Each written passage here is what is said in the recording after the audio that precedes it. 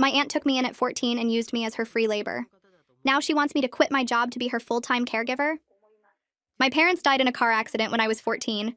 My Aunt Julia was my only family left. She swooped in at the funeral talking about duty and blood. Said she'd give me a home. What she really wanted was free childcare. The day I moved in, she handed me a schedule. Wake up at 5:30 to make breakfast for her 3 kids. Pack their lunches, walk them to school, pick them up, help with homework, cook dinner, clean the house, bathe the youngest, get them to bed by 9, then do my own homework in the kitchen until midnight. I wasn't her niece. I was unpaid labor. She never introduced me as family. I was the girl who helps out. Her kids called me by my first name, never cousin. At school events, she'd tell people I was staying with them temporarily. I ate separately after the family finished, got their leftovers, and slept in the unfinished basement on a mattress on the floor. When I turned 16 and wanted to get a job, Julia said no. The kids needed me. When I applied for college scholarships, she refused to give me tax information. Said I should focus on the household. But I found a way. My guidance counselor helped me file as an independent student. Got a full ride to State University for engineering. Julia was furious. Who would watch her kids? I left the day after graduation and never looked back. I worked in the library, tutored math, did whatever it took.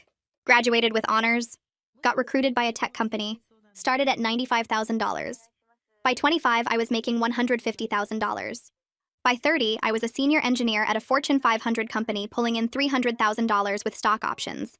Bought a condo downtown, traveled the world, built a life. Julia never called. Not once in 16 years.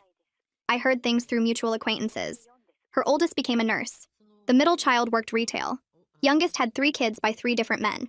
Julia's husband left her 5 years ago. She got half his pension. Lived alone in the same house. Then last month she called me at work. My assistant said it was urgent family business. Julia had been diagnosed with diabetes. Also had bad knees. Needed help around the house. She'd thought about it and decided I should move back home. Take care of her like she took care of me. I'd proven I could handle household duties. She even had the basement ready for me. Same basement, now with a space heater. I thought she was joking. She wasn't. She'd already told her doctor I'd be her caregiver. Listed me on medical forms. Told neighbors I was coming home to help. She said I could work remotely from her house. Tech jobs were flexible these days. I'd have time to manage her medications, drive her to appointments, cook her special diabetic meals, and maintain the house. Just like old times, but reversed. When I said absolutely not, she got nasty. Reminded me that without her, I'd have ended up in foster care. Probably never would have gone to college. Definitely wouldn't have my fancy job. I owed my entire life to her sacrifice. The least I could do was return the favor. She started calling daily. Left voicemails about how she was struggling, couldn't afford a nurse. Her kids were too busy with their own families. I was single, no kids, just work. What else did I have going on? She gave me 4 years. I could spare a few years for her. Then she escalated. Called my company's HR department. Told them I was her registered caregiver and needed family medical leave. HR called me, confused. I had to explain I hadn't lived with this woman in 16 years. She showed up at my condo building. Told the doorman she was my sick aunt who needed help. He almost let her up before calling me. She sat in the lobby for 3 hours telling anyone who'd listen about her ungrateful niece who abandoned family. Next, she called Adult Protective Services. Reported that I was neglecting a dependent family member. A social worker actually came to my office. I had to prove I had no legal obligation to this woman. Julia even sent me an invoice. 4 years of room and board at market rates, food costs, utilities, even added interest. Total came to $73,000. Said we could call it even if I came back for 5 years of caregiving. I was done playing nice. I hired a lawyer. Not for defense, for offense. Turns out using a minor for unpaid labor violates several laws. Making a child work instead of allowing them employment. Educational interference. Potentially child abuse for the basement situation. My lawyer sent Julia a letter. Melody's letter went out certified mail the next morning. 3 pages of legal letterhead outlining violations I'd never thought to name. Child labor laws that Julia broke by making me work instead of letting me get a real job. Educational interference when she refused to provide tax documents for college. Housing code violations for keeping a minor in an unfinished basement with no heat or proper ventilation. The letter demanded Julia stop all contact immediately. No calls, no visits, no messages through third parties. It warned that continued harassment would result in formal legal action, including restraining orders and potential criminal referrals to authorities. Melody explained that we weren't actually planning to file criminal charges unless Julia forced our hand, but the threat alone might be enough to make her back off. I signed the authorization form and watched Melody seal the envelope. Part of me felt powerful for the first time since Julia's first phone call. Another part felt sick, like I was attacking someone who'd taken me in when I had nowhere else to go. But then I remembered the basement mattress and eating cold leftovers at the kitchen counter after everyone else finished dinner, and the sick feeling shifted to something harder. The letter would reach Julia in 2 or 3 days. I spent those days jumping every time my phone rang, checking my email constantly, looking over my shoulder in the parking garage. Julia had proven she could show up anywhere, do anything. A legal letter might make things worse instead of better. What if she showed up at my condo again, angrier this time? What if she contacted my boss directly instead of just HR? What if she told everyone at my company that I was a terrible person who abandoned sick family? I kept my phone on silent during meetings because I couldn't handle the anxiety of seeing her name pop up. 2 days after Melody sent the letter, my desk phone started ringing. I ignored the first call because I was in the middle of debugging code. Then it rang again, and again. By the 5th call, I checked the caller ID, Julia's number. I let it go to voicemail. The phone rang 3 more times before stopping. Then my cell phone started. I blocked the number. She called from a different number. I blocked that one too. Within 3 hours, Julia had called my work line 17 times. My cell phone showed 12 blocked calls from various numbers. I was starting to panic when Julia from HR called my extension. Julia's voice was calm and professional. She explained that Julia had also been calling the main company line trying to reach me. The receptionist had flagged it after the 4th call in an hour. HR was documenting everything. They'd added Julia's known numbers to a blocked list in the phone system. Any calls from her would be automatically rejected and logged as evidence of harassment. Julia asked if I needed any additional support or if I felt unsafe at work. For the first time since this nightmare started, I felt protected by someone other than my lawyer. My company was actually helping me instead of just staying neutral. I thanked Julia, and she told me to forward any other contact attempts directly to her. She'd handle it from there. That evening, I sat in a therapist's office for the first time in my life. Carly had availability on short notice after Melody referred me. The office was small and warm with soft lighting and plants everywhere. Carly was maybe 50 with gray hair and kind eyes. She asked me to start from the beginning, so I did. I told her about my parents dying and Julia taking me in. The schedule she handed me on day 1. The years of childcare and housework and sleeping in the basement, going to college and never looking back, building my career. Then Julia's phone call last month demanding I quit my job and move back to take care of her. I talked for 40 minutes straight without stopping. Carly just listened and took notes and nodded. When I finally finished, she asked how I felt about those 4 years with Julia. I said I'd always been grateful she took me in instead of letting me go to foster care. Carly tilted her head and asked if gratitude was really what I felt, or if it was what I thought I should feel. That question broke something open in my chest. I realized I'd spent 16 years telling myself I was lucky, that Julia had saved me, that I owed her everything. But sitting in that office saying it all out loud to someone who had no stake in the story, I heard how wrong it sounded.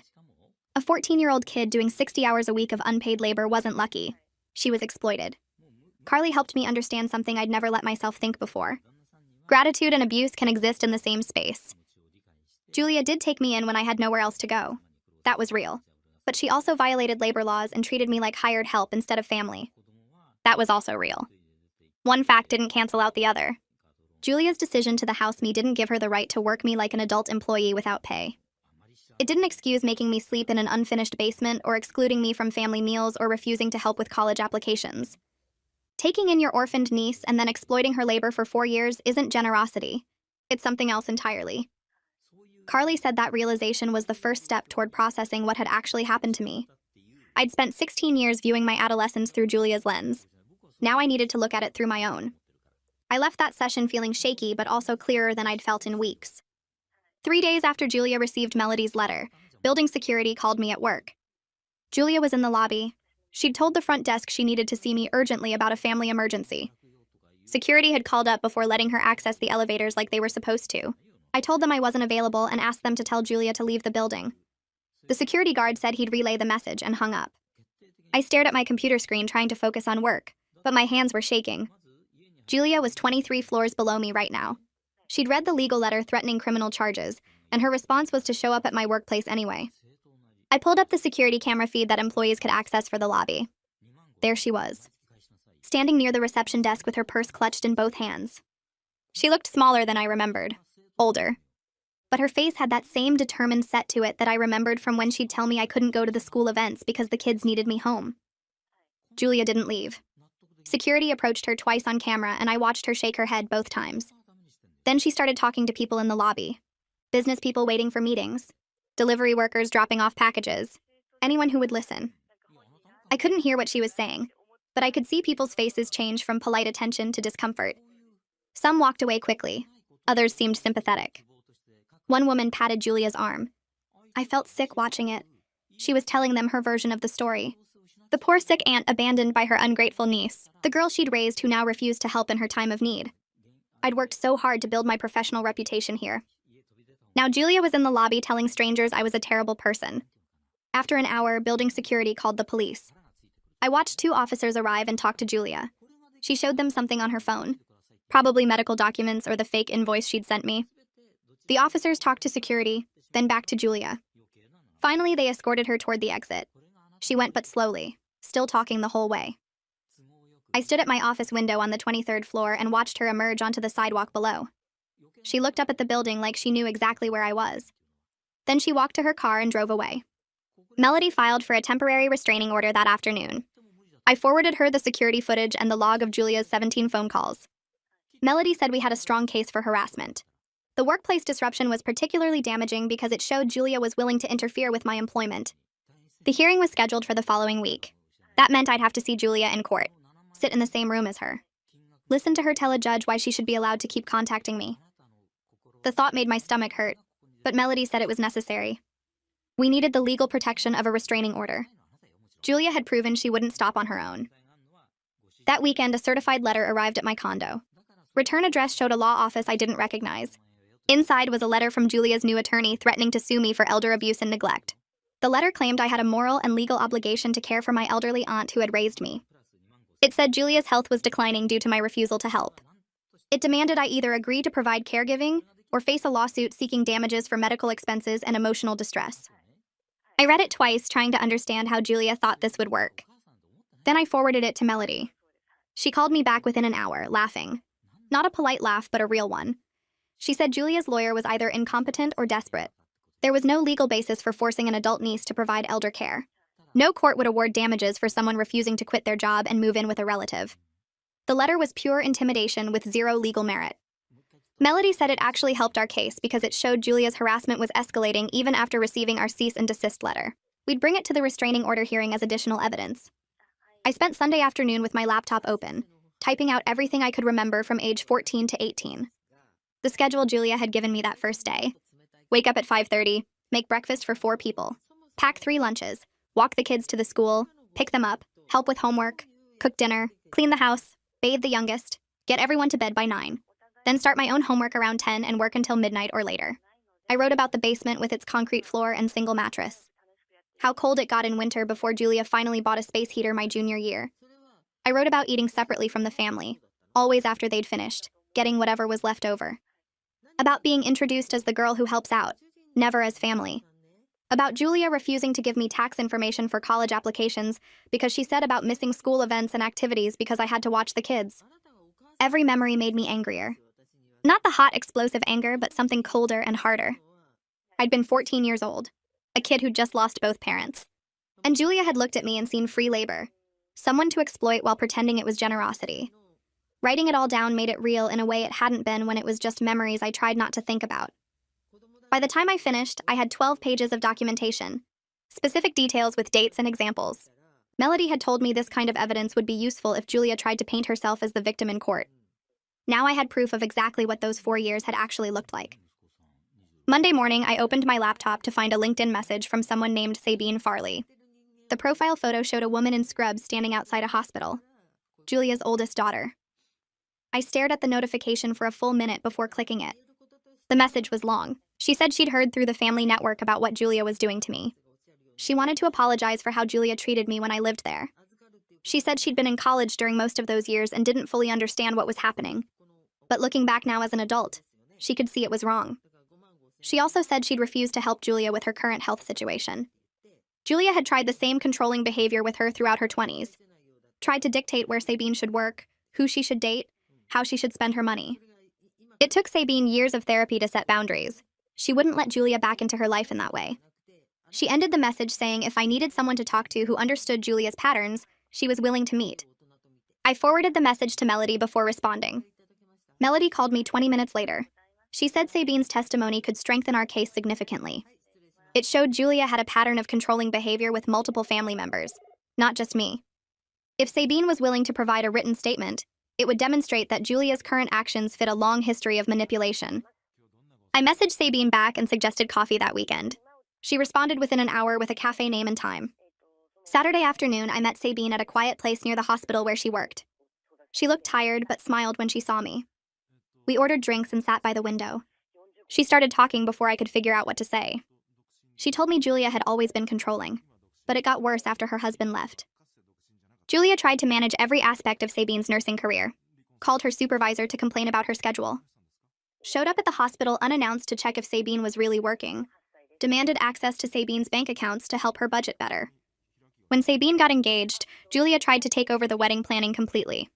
Sabine finally cut contact for 2 years until Julia agreed to respect boundaries. Then Sabine talked about her siblings.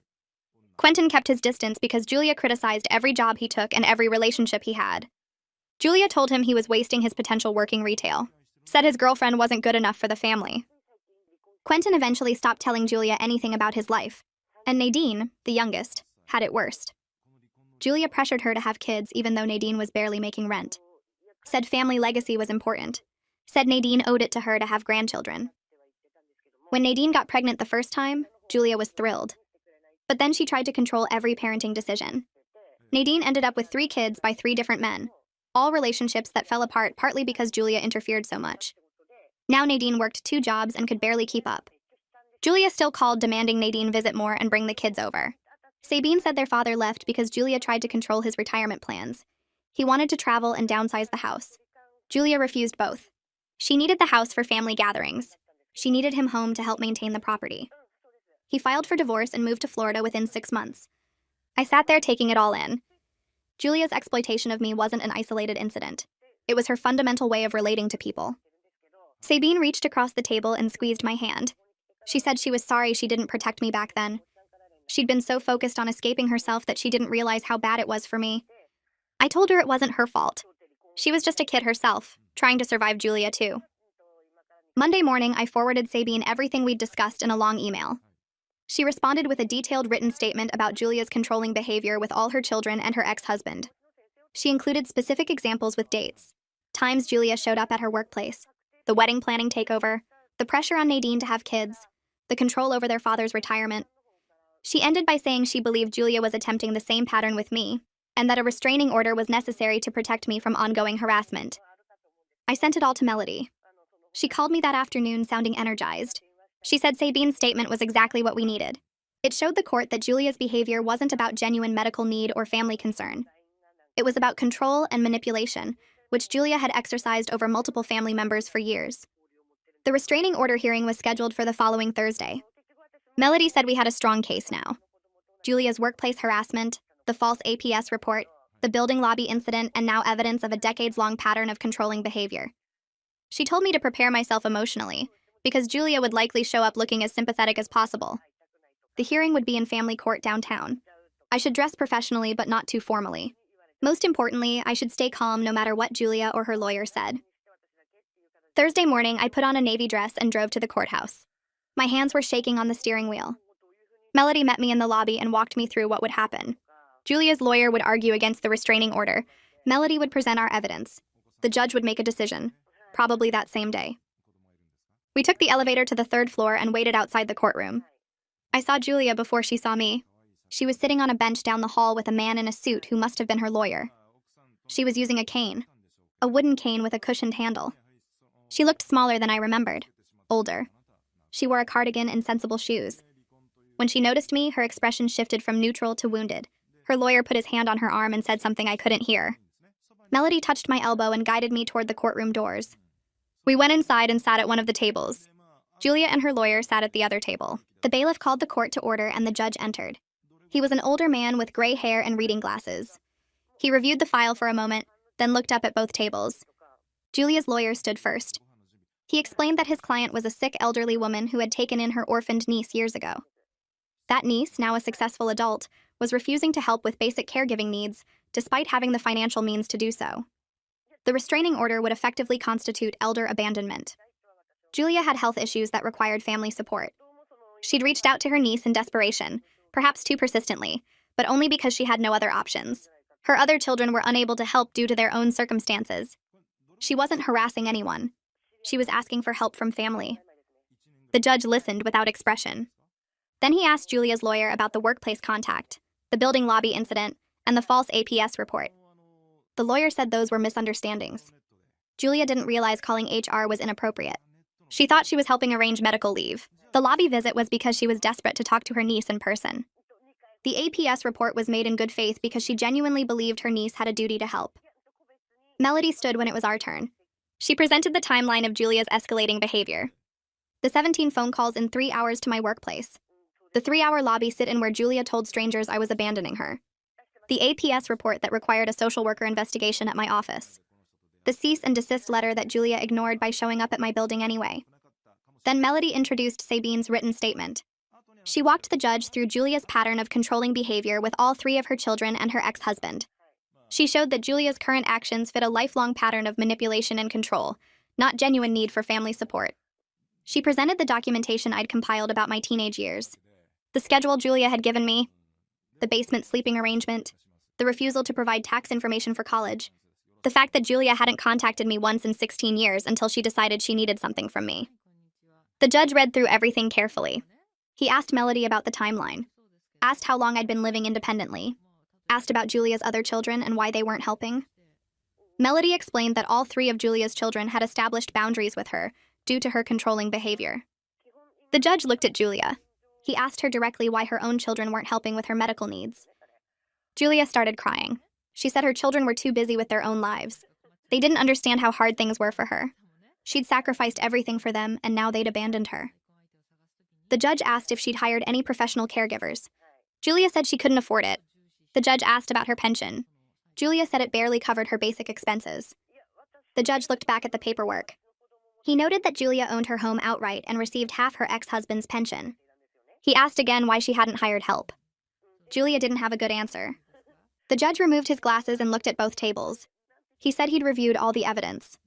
Julia had engaged in a pattern of escalating harassment, including workplace disruption, false reports to protective services, and refusal to leave private property when asked. The written statement from Julia's daughter indicated a long history of controlling behavior with family members. While the judge sympathized with Julia's health challenges, that didn't give her the right to harass and manipulate family members who'd established boundaries. He granted the temporary restraining order. Julia had to stay at least 500 feet from me, my home, and my workplace. No contact through any means including phone, email, social media, or third parties. He scheduled a hearing for a permanent order in 30 days. Julia started crying harder. Her lawyer tried to comfort her, but she just kept crying. The judge was unmoved. He told Julia that any violation of the order would result in immediate legal consequences. Then he dismissed us. Walking out of the courthouse, I felt like I could breathe fully for the first time in weeks. The weight that had been sitting on my chest since Julia first called my office was gone. Melody walked beside me down the courthouse steps. She said the hearing went as well as we could have hoped. The judge clearly saw through Julia's victim act, but she warned me to stay alert. Julia might try to violate the order. Some people couldn't accept boundaries even when a court enforced them. I should document everything. Screenshot any messages, save any voicemails, call the police immediately if Julia showed up anywhere near me. I thanked Melody and drove back to my condo. I sat in my car in the parking garage for a few minutes just processing. Julia couldn't call me anymore, couldn't show up at my building, couldn't contact my workplace. I was protected, legally protected. I went upstairs and changed into comfortable clothes, made myself dinner, watched a movie, went to bed early. For the first time in weeks, I slept through the night without waking up anxious. 2 days later, I got a Facebook message from an account I didn't recognize. The profile had no photo and the name was just random letters. The message said I'd broken Julia's heart, that I'd destroyed what was left of our family, that she'd given me everything and I'd thrown it back in her face, that I was cruel and ungrateful, that she hoped I could live with myself knowing I'd abandoned a sick elderly woman who'd sacrificed years of her life for me. The message went on for paragraphs. I read it twice, my hands getting colder each time. Then I took screenshots. Every single message. I opened my laptop and emailed them to Melody with a brief explanation. Melody called me back within 20 minutes. She sounded almost excited. Julia had violated the restraining order within 48 hours. Melody would file a motion for contempt of court immediately. The fake account would be easy to trace back to Julia. I asked how she could be sure it was Julia. Melody said to look at the details. The message mentioned specific things only Julia would know. The sacrifice, the years, the sick elderly woman phrasing, plus the account had been created that same day. She told me not to respond to the message. Don't engage at all. Just document everything and let her handle it legally. The contempt hearing was scheduled for the following Tuesday. Melody said judges took restraining order violations very seriously, especially ones that happened so quickly after the order was issued. We met at the courthouse again. Julia showed up with her lawyer looking confused and defensive. The judge came in and reviewed the motion. He looked at Julia with obvious displeasure. He asked if she understood what no contact through any means meant. Julia said she thought that meant in person or by phone. She didn't realize it included social media. The judge held up the restraining order paperwork. He read aloud the phrase, no contact through any means including phone, email, social media, or third parties. He asked Julia if she understood English. Julia's lawyer tried to intervene, but the judge cut him off. He said this wasn't complicated. Julia had been ordered to have zero contact. She'd violated that order within 2 days by creating a fake social media account to send harassing messages. That showed either a complete disregard for the court's authority or an inability to control her behavior. Either way, it was unacceptable. The judge fined Julia $2,000 on the spot. He said the restraining order was now permanent. No 30-day review. No second hearing. Julia sat there frozen in her chair. Her lawyer tried to argue, but the judge cut him off. He looked directly at Julia and told her that any further violations would result in jail time. Not a warning, not another fine. Jail. He asked if she understood. Julia nodded. Her face had gone white. The judge said he wanted to hear her say it. Julia's voice came out small when she said yes, she understood. He told her she had 48 hours to comply with all terms. Stay away from me. Stay away from my home. Stay away from my workplace. No contact through any means whatsoever. He said the court would not tolerate another violation. Melody gathered her files and we walked out. Julia stayed seated. Her lawyer was talking to her, but she wasn't responding, just staring at the table. My phone rang that evening while I was making dinner. Unknown number. I almost didn't answer, but something made me pick up. A male voice said my name, asked if I had a minute to talk. I said, "Who is this?" He said it was Quentin, Julia's middle kid, the one who worked retail. I sat down on my couch. He apologized right away for calling out of the blue. Said he got my number from Sabine. He wanted to apologize for his mother's behavior. I didn't know what to say. He kept talking. Said he'd kept his distance from Julia for years because she tried to control everything about his life. Criticized his job choices, his relationships, where he lived, what he wore. He'd finally had enough and moved 3 hours away. Changed his number. Only talked to her on holidays. He said watching her harass me brought back all the reasons he'd left in the first place. He thought I was doing the right thing protecting myself. I thanked him. Told him I appreciated the call. He said if I ever needed someone to verify what Julia was like, he'd be happy to help. Then he said he had to get back to work. We hung up. I sat there holding my phone for a while after. Work became my escape. I threw myself into a major project that had been sitting on the back burner during all the Julia drama.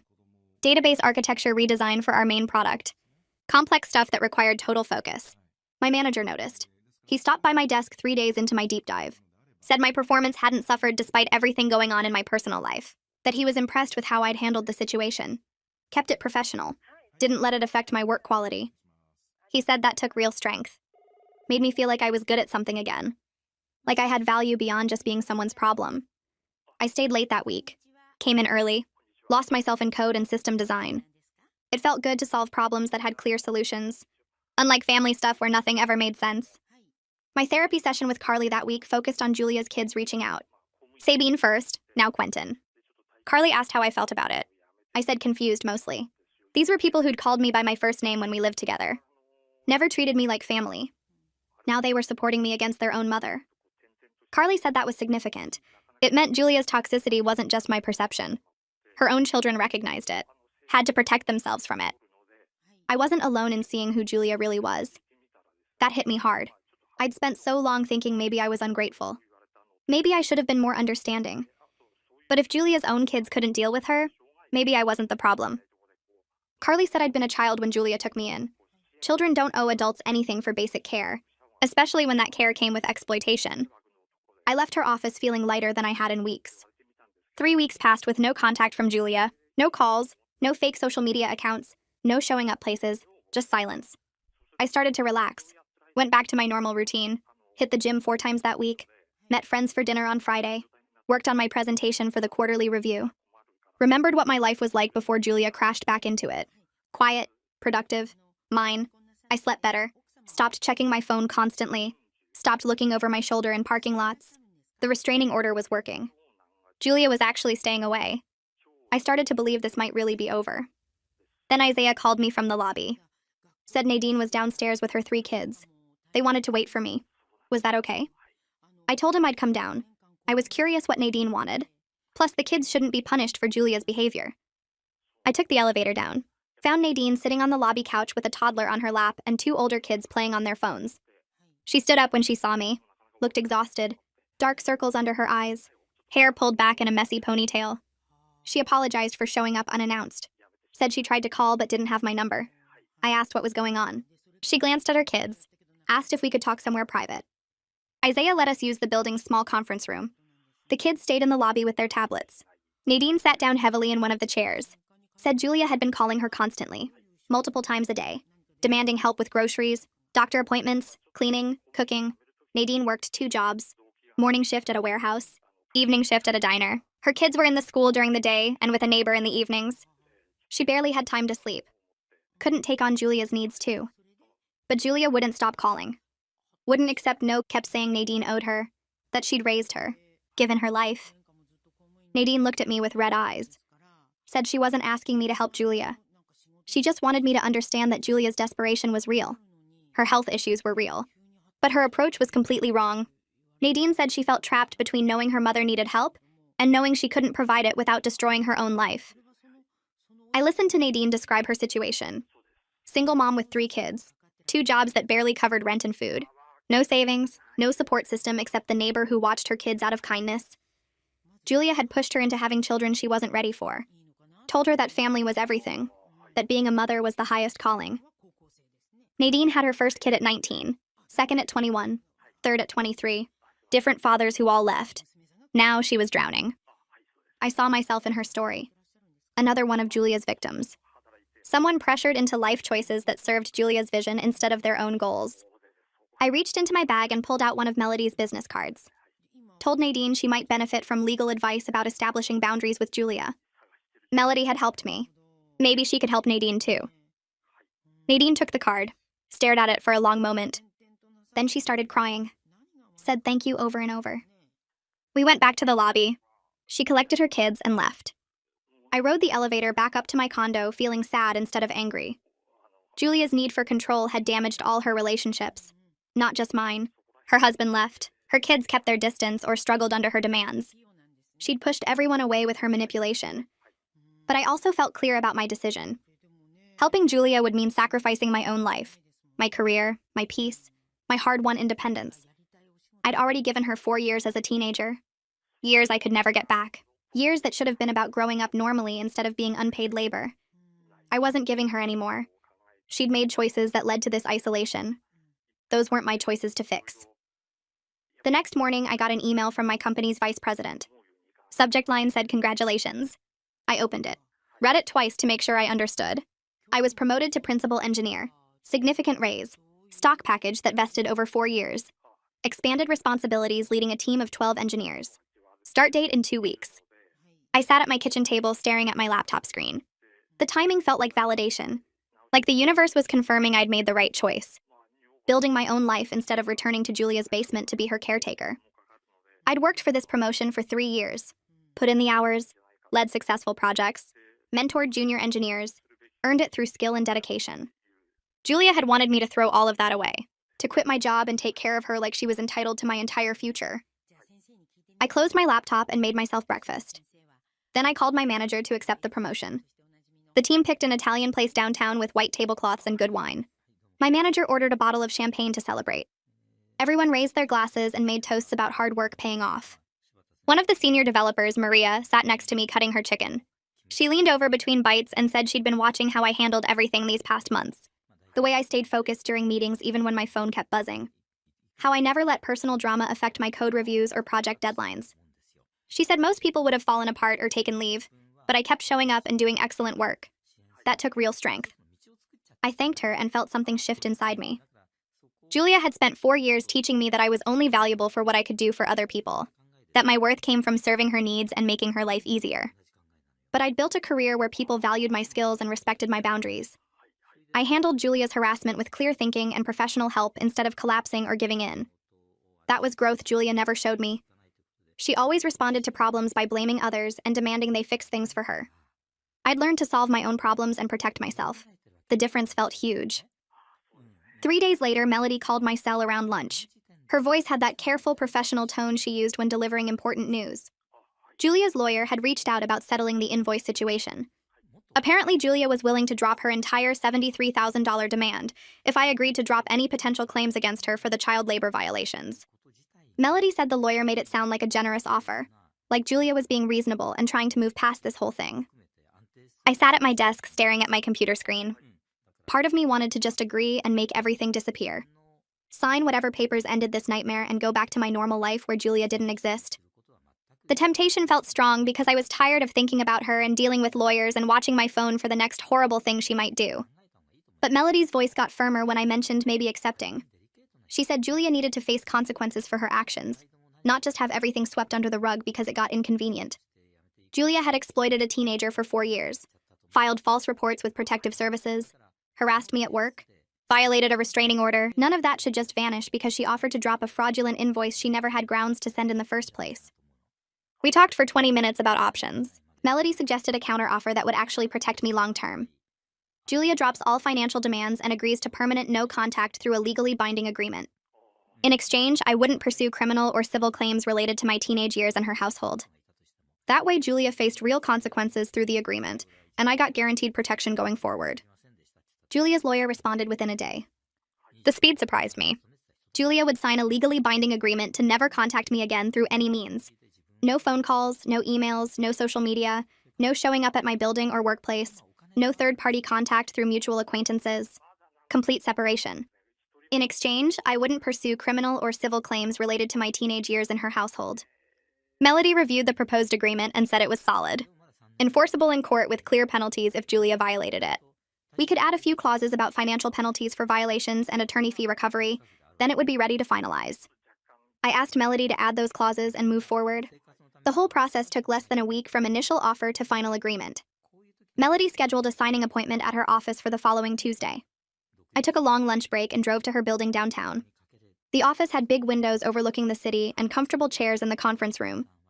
Melody laid out the agreement on the table with little sticky tabs marking where I needed to initial and sign. I read through it one more time even though we'd reviewed it twice already. Every clause about no contact and violations and penalties. The part where Julia acknowledged the agreement was voluntary and made with full understanding. The section about it being binding on both parties and enforceable in any court. I picked up the pen and signed my name on 4 different pages. Melody witnessed my signature and dated each page. She said she'd send the executed copy to Julia's lawyer today, and we should have Julia's signed version back within 48 hours. Then it would be done. Sitting in that conference room, I felt a strange sense of closure.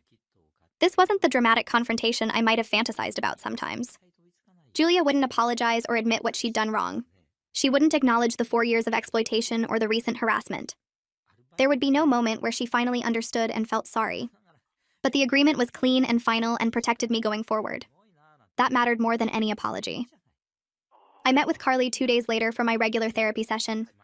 We'd been working together for a few months now, processing everything about Julia and my childhood and the recent harassment. I told Carly about the legal agreement and how it felt both satisfying and empty at the same time. She nodded and asked what I meant by empty. I explained that part of me had wanted some kind of emotional resolution, an acknowledgement from Julia about what she'd done. Maybe even an apology, though I knew that was unrealistic. Instead, I got a legal document that said we'd never speak again. Carly leaned forward in her chair and said something that stuck with me. Legal closure and emotional closure are different things. I could have one without the other. The legal agreement protected me and ended Julia's ability to harass me. That was valuable and important. But it didn't give me emotional resolution because Julia would never understand what she did wrong or apologize sincerely. She'd probably tell people I was ungrateful and mean for the rest of her life. And I needed to be okay with that. I sat with those words for a minute. Then I realized I was okay with it. Julia's understanding wasn't required for me to move forward with my life. Her apology wasn't necessary for me to heal from what she'd done. I'd built a good life despite her, not because of her. I had a career I loved and friends and my own condo and money in the bank. I'd achieved all of that by leaving her house and never looking back. The legal agreement just formalized what I'd already done emotionally. I didn't need Julia's validation or remorse to know I'd made the right choices. I used 3 vacation days and booked a flight to Iceland. I'd wanted to go for years but kept putting it off because of work or money or just never getting around to it.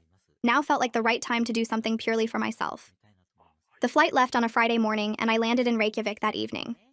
I rented a car and drove to a small hotel outside the city. The landscape looked nothing like home. Black volcanic rock and green moss and mountains in the distance. I spent the weekend driving around looking at waterfalls and hot springs and tiny towns with colorful houses. On Sunday, I hiked to a waterfall called Seljalandsfoss that you could walk behind. I stood there with water crashing down in front of me and mist soaking my jacket. Tourists took photos and couples posed for selfies. I just stood still and breathed.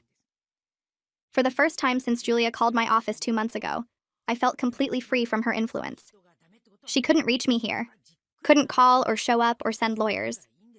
I was standing in front of a waterfall in Iceland doing exactly what I wanted with my life. Julia had tried to trap me back in her basement serving her needs. Instead, I was traveling the world with money I'd earned and freedom I'd fought for. The contrast felt perfect. When I got back from vacation, I had about 40 emails waiting at work and a voicemail from Sabine. I called her back that evening while unpacking my suitcase. She said she'd heard through Quentin that Julia hired a home health aide using her pension money. Apparently, the legal fees and fines from violating the restraining order had scared her into finding actual solutions, rather than trying to guilt-trip family members. The aide came 3 times a week to help with medications and light housework and driving to appointments. Julia was managing her diabetes better with proper support. Sabine said Julia complained constantly about the cost and how she shouldn't have to pay for help when she had family. But she was paying for it anyway because she didn't have other options anymore. I felt a small sense of satisfaction hearing that. Not because Julia was struggling, but because she'd finally accepted reality. She needed help and had to pay for it like everyone else. Her children weren't obligated to sacrifice their lives for her convenience. I wasn't obligated to give up my career because she'd taken me in as a teenager. She'd made choices that led to this isolation, and now she was dealing with the consequences. That felt fair. Work picked up significantly after I got back from Iceland. My manager assigned me to lead a high-profile project that could define the next phase of my career. We were developing a new platform for data processing that would serve millions of users. I'd be managing a team of 8 engineers and reporting directly to the VP. The project had a tight timeline and high visibility with executives. Exactly the kind of challenge I'd been working toward for years. I threw myself into planning and team meetings and architecture decisions. The work felt good, challenging but manageable. I was grateful that Julia's harassment hadn't derailed my professional trajectory. It could have if I'd let it consume me. If I'd spent months fighting with her or trying to make her understand or feeling guilty about my choices. Instead, I'd handled it quickly with legal help and moved on. My career kept advancing because I'd protected it by protecting myself. 6 months after Julia's initial phone call, I woke up on a Saturday morning and made coffee in my kitchen. Sunlight came through the windows. I had no plans except maybe going to the gym later and meeting a friend for dinner. I sat at my kitchen table with my coffee and laptop checking emails and reading news. Then I realized I hadn't thought about Julia in days, maybe even a week. She used to occupy my mind constantly. Every phone call made me tense, wondering if it was her. Every notification on my computer made me worried she'd found a new way to contact me. I'd spent months with this constant low-level anxiety running in the background of everything I did. Now it was gone. The absence felt like a gift I'd given myself by standing firm. By hiring Melody and getting the restraining order and signing the legal agreement. By refusing to sacrifice my life for Julia's convenience. I'd protected my peace and my career and my independence. The anxiety had lifted because I'd dealt with the threat instead of hoping it would go away on its own. I sat there drinking my coffee feeling grateful for that clarity. For understanding that standing up for myself wasn't selfish or mean. It was necessary and healthy and exactly what I needed to do. A week after getting back from Iceland, Sabine sent me a text. Her birthday was coming up and she wanted to have dinner with family. The message said she'd love if I could come. I stared at my phone for a while thinking about it. Part of me wanted to say no because family gatherings always meant stress and obligation. But Sabine wasn't Julia. She'd supported me through everything. She'd given a statement to help with the restraining order. She'd chosen to maintain a relationship with me separate from her mother. I texted back that I'd be there. The dinner was at a restaurant downtown on a Saturday evening. I showed up 15 minutes early because I was nervous. Sabine arrived with her husband and 2 kids. Her husband shook my hand and introduced himself. The kids were shy at first, but warmed up when I asked about school. Quentin came next with his girlfriend. She smiled and said she'd heard so much about the family situation. We all sat down at a big table and ordered food. The conversation flowed easily. Sabine's husband talked about his job at the hospital. Quentin's girlfriend worked in marketing and had funny stories about difficult clients. The kids showed me games on their tablets. We laughed about random things, shared stories about growing up, talked about movies and travel plans. It felt normal, like actual family interaction without the weight of Julia's control hanging over everything. Nobody mentioned Julia until dessert came. Sabine said Nadine couldn't make it because she was working a double shift. Then her phone buzzed and she checked it. A group text from Nadine appeared on the screen. Sabine read it out loud. Nadine was thanking me for the lawyer recommendation. Apparently, Melody had a colleague who specialized in family law. That lawyer helped Nadine set up legal boundaries with Julia. Limits on how much money Julia could demand. Limits on how often she could call. Limits on what she could ask Nadine to do. Nadine said it changed everything. She finally had protection from her mother's constant demands. I felt something shift inside me hearing that. My stand against Julia hadn't just protected me. It created space for her other children to set their own boundaries. They'd watched me refuse to sacrifice my life for Julia's convenience. That gave them permission to do the same. We were all healthier for it. All better off for not letting Julia's need for control run our lives. The dinner ended late. Everyone hugged goodbye in the parking lot. Sabine's kids asked when they'd see me again. I promised to come to their soccer game next month. Driving home, I felt good, connected, like I'd reclaimed something Julia tried to take from me. Family didn't have to mean obligation and exploitation. It could mean people who chose to be in your life. People who respected your boundaries. People who wanted you around because they liked you, not because they needed something from you. The next week, I had my regular appointment with Carly. We'd been meeting weekly for months now, working through everything with Julia, processing the childhood exploitation, handling the recent harassment, building healthy coping strategies. I sat down in her office and told her about Sabine's birthday dinner, how good it felt to have normal family interaction, how my boundaries with Julia helped her kids set their own. Carly listened and nodded. Then she said something I wasn't expecting. She thought we should talk about ending therapy. Not stopping completely, but moving to monthly check-ins instead of weekly sessions. I'd processed most of the immediate trauma, developed healthy ways to handle stress, built a support system, learned to recognize and enforce boundaries. The work we'd been doing was reaching a natural conclusion point. I felt surprised at first. Therapy had become part of my routine, a safe place to talk through difficult things. But then I realized Carly was right. I wasn't coming to sessions in crisis anymore. I was coming to report on how well things were going. That was progress. Evidence that I was genuinely healing. We agreed to move to monthly sessions starting next month. I left her office feeling proud of how far I'd come. 6 months ago, Julia's phone call had sent me into panic mode. Now I had legal protection, healthy boundaries, and real family connections. I'd built a life that Julia couldn't touch. At work, my manager pulled me aside after a team meeting. The company was expanding our mentorship program for junior engineers. They wanted someone experienced to work with new hires who came from difficult backgrounds. Someone who understood what it was like to build a career without family support. She asked if I'd be interested. I said yes immediately. 2 weeks later, I met my first mentee. She was 23, fresh out of college with a computer science degree. Talented at coding, but nervous about everything else. During our first coffee meeting, she told me about her family. Parents who didn't understand her career choice, pressure to move back home and work at the family business, guilt about pursuing her own path. I recognized everything she was saying. That exact conflict between obligation and independence. I shared parts of my story. Not all the details about Julia, but enough to show I understood. I told her that building your own life wasn't selfish. That family obligation shouldn't trap you in situations that limit your potential. That sometimes the healthiest thing you can do is choose yourself. She listened carefully, asked questions, seemed relieved to talk to someone who got it. We met every 2 weeks after that. I helped her navigate office politics, gave advice on handling difficult project assignments, talked through her guilt about disappointing her parents, watched her confidence grow as she realized she could succeed on her own terms.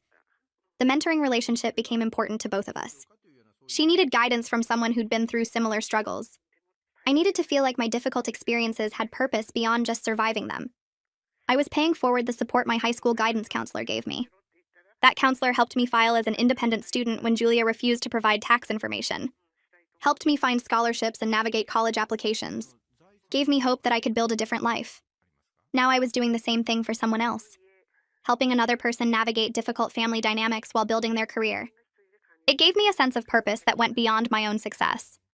My achievements weren't just about escaping Julia anymore. They were about showing others that escape was possible, that you could build something meaningful even without family support, that your worth wasn't determined by where you came from. 3 months later, I got an email from my alma mater. They were hosting a panel about women in tech and wanted me to participate. The event was in 2 weeks. I'd be talking about my career path and answering questions from current students. The university was in the same city where Julia lived. I hadn't been back since I graduated 12 years ago. My first instinct was to say no. Being that close to Julia felt risky, even with the restraining order in place. But then I stopped myself. Julia couldn't control where I went anymore. I had legal protection. I'd built a life she couldn't touch. The fact that I was afraid to return to that city meant she still had power over me. I replied to the email accepting the invitation, booked a flight and hotel, prepared talking points about my career, told myself this was about the students, not about Julia. I could handle being in the same city as her for 24 hours. The panel took place on a Friday evening in the engineering building. 5 women sat on stage talking about our experiences in tech. The auditorium was packed with students. We each gave a short presentation about our career paths. Then the moderator opened it up for questions. Students asked about interview strategies, work-life balance, dealing with difficult coworkers, imposter syndrome. I answered honestly about my experiences, talked about working multiple jobs through college, starting at entry level and working my way up, finding mentors who believed in me, building confidence through small successes. After the panel ended, students came up to talk one-on-one. Most wanted advice about specific companies or job hunting strategies. Then a young woman approached looking nervous. She said she had a question about family. Her parents wanted her to pursue medical school, but she loved computer science. They were threatening to cut her off financially if she didn't switch majors. She didn't know what to do.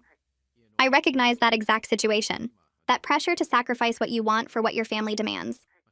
I told her about choosing my own direction despite opposition, about my guidance counselor helping me find a way forward, about building a career that belonged to me, not to someone else's vision of what I should be. She listened carefully, said my story gave her hope, asked if we could stay in touch. I gave her my email and told her to reach out anytime. Walking back to my hotel, I felt good about the panel, about being able to help that student, about returning to this city without fear. The next morning, I had a few hours before my flight. I drove around the city on my way to the airport, past the university campus where I'd studied, past the library where I'd worked, past neighborhoods I remembered from 12 years ago. Then I drove past Julia's street, not down it, just past the intersection. I could see her house from the corner. Same house where I'd slept in the basement. Same house where I'd worked as unpaid labor. I felt curious about whether she was managing okay with her health aid, whether her diabetes was under control, whether she'd accepted that her children weren't coming back to take care of her. But I didn't feel guilty, didn't feel angry, didn't feel obligated to check on her. The absence of those feelings was the truest measure of my healing. Julia was a person who existed in the world, someone I used to know, someone who'd made choices that damaged our relationship beyond repair. But she wasn't my responsibility anymore. I kept driving toward the airport, left that city behind, flew home to my own life. The Monday after I got back, someone from the Diversity and Inclusion Committee stopped by my desk. She asked if I had time for a quick chat about a new program they wanted to start. I followed her to a conference room where 2 other people sat waiting. They explained they wanted to create a mentorship program for employees who came from tough backgrounds or didn't have traditional family support. They'd heard through the grapevine that I might understand what that was like. I didn't ask who told them. Probably someone in HR who knew about the Julia situation. They wanted to know if I'd help develop the program structure and maybe mentor a few people once it launched. I said yes without thinking too hard about it. The idea of turning what Julia did to me into something useful felt right. We spent the next few weeks building out the framework. What kind of support did people actually need? How would we match mentors with mentees? What topics should we cover? I pushed hard for practical stuff like navigating company politics without family connections, building professional networks from scratch, and handling guilt when family members don't understand your career choices. 3 months later, the program launched with 12 mentor-mentee pairs. I got matched with 3 people. The first was a guy in his 20s whose parents kicked him out for being gay. The second was a woman whose family expected her to send money home every month and didn't understand why she couldn't afford it. The third was fresh out of college with no family at all after aging out of foster care. Our first group meeting felt awkward. None of us knew exactly what to say. But then the foster care kid asked how I dealt with people at work asking about my family during holidays, and suddenly we were all talking. I told them about learning to say my parents passed away without my voice shaking, about finding friends who'd invite me for Thanksgiving without making it weird, about building a life where holidays didn't feel like reminders of what I didn't have. The woman dealing with family money pressure asked how I handled the guilt.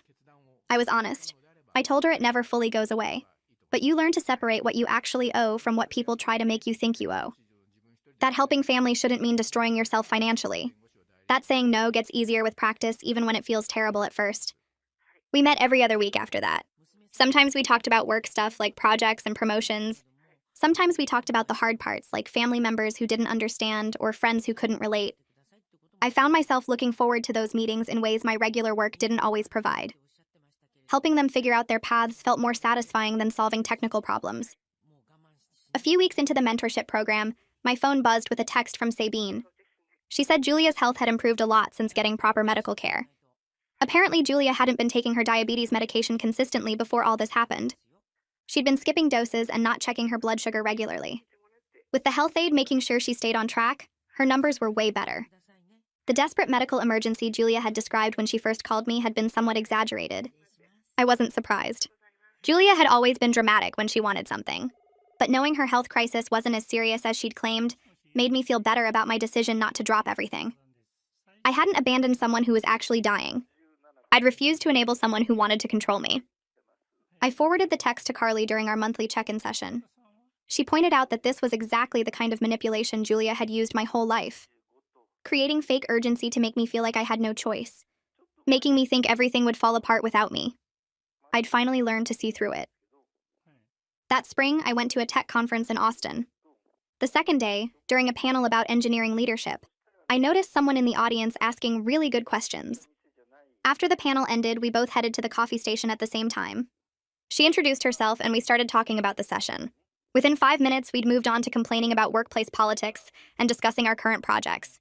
Her name was Rebecca, and she worked at a different tech company doing similar work to mine. We grabbed lunch together and kept talking. At some point, she mentioned being estranged from her family and the relief she felt building a life on her own terms. I told her I understood that completely. We exchanged numbers and agreed to stay in touch. Over the next few months, we texted regularly and met up when we could. She lived 2 hours away, so it wasn't constant, but we made it work. Dating felt different with someone who got it. She didn't push me to explain my family situation or suggest I should try to reconcile with Julia. She understood that some relationships are better left behind. I found myself telling her things I usually kept private, about the basement and the schedule and feeling like unpaid labor, about Julia showing up at my building and the restraining order and the legal settlement. Rebecca listened without judgment. She shared her own story about parents who'd wanted her to be someone she wasn't, and the freedom she'd found in walking away. The relationship developed slowly and naturally. No pressure or expectations. Just two people who understood each other building something together. One morning in late summer, I realized it had been exactly 1 year since Julia first called my office. I was getting ready for work when the date clicked in my brain. A year ago, I'd been completely blindsided by her demands, shocked that she'd had the nerve to ask me to give up my life for her after everything she'd done. Now I was in such a different place emotionally that it felt like remembering something that happened to someone else. I'd gone from reactive and defensive to confident and clear about my boundaries. I had a support system I'd built on purpose instead of just hoping family would show up. I had legal protection and professional success, and a relationship with someone who saw me as an equal. Julia's manipulation hadn't destroyed me. It had pushed me to finally deal with all the unresolved stuff from my teenage years and come out stronger. That fall, my company announced promotions. My manager called me into her office looking pleased. They were promoting me to senior principal engineer with expanded responsibilities. I'd be leading a team of 8 engineers on a major infrastructure project. The role came with a significant raise and more stock options. But what excited me most was the chance to lead people. My manager said she'd chosen me partly because of the mentorship program. She'd heard from other managers that my mentees were thriving, and she thought I had a natural ability to help people grow while pushing them to do their best work. I understood what it was like to work your way up without advantages, she said, and that made me a better leader. My first week in the new role, I met with each team member individually. I told them I valued their growth and well-being as much as their technical output, that I wanted to know about their career goals and help them get there, that I'd always be honest with them about their performance and opportunities. Several of them looked surprised that a senior leader was talking to them like actual people instead of resources to manage. Around the same time, Sabine texted asking if Quentin and I wanted to have dinner at her place. She said it was time we started acting like actual family, instead of people who only connected through Julia drama. I said yes immediately. Quentin agreed too. The dinner was surprisingly normal and fun. We cooked together in Sabine's kitchen and talked about our jobs and relationships and random stuff.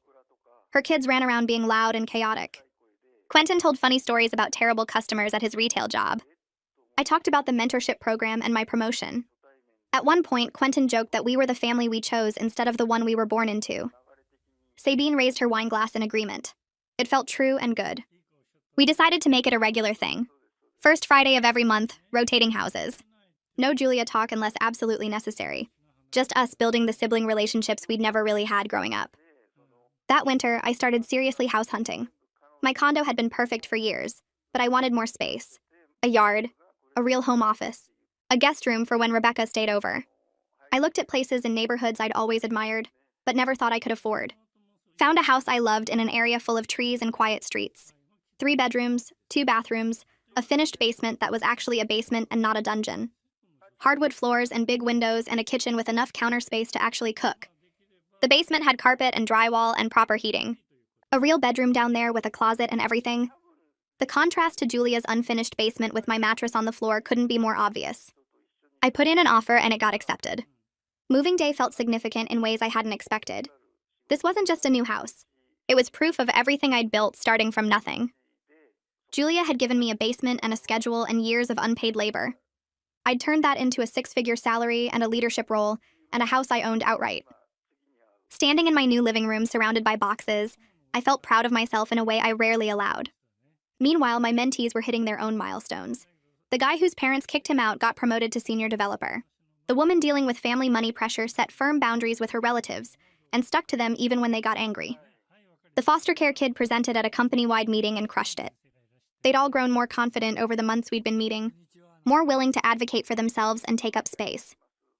During one of our group sessions, the foster care kid said something that stuck with me.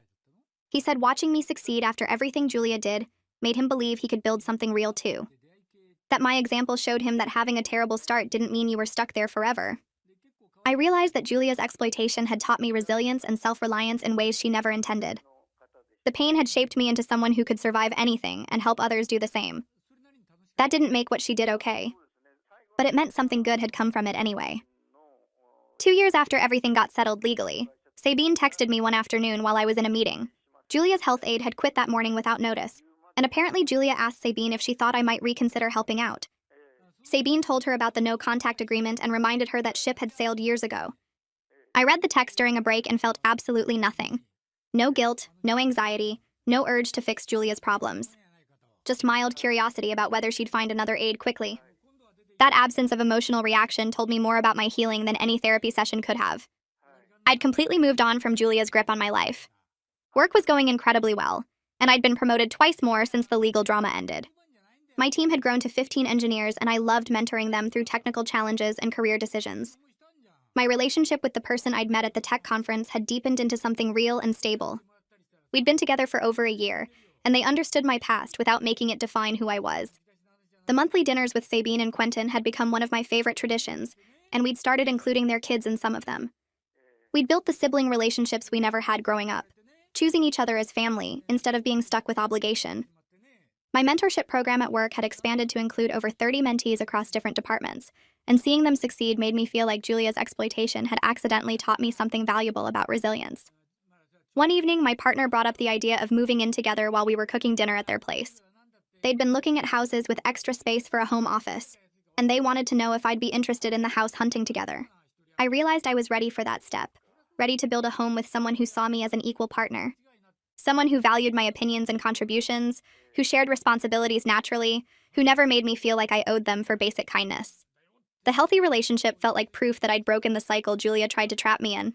Looking back on everything that happened, I'm grateful I stood my ground and refused to sacrifice my life for Julia's convenience. She got 4 years of my teenage life as free labor, and that was more than enough payment for a basement mattress and leftover food. Now I'm living the life I worked hard to create, surrounded by people who value me for who I am, rather than what I can do for them. My success isn't despite Julia's exploitation, but it's definitely not because of it either. I built this life myself, starting from nothing, and nobody can take that away from me.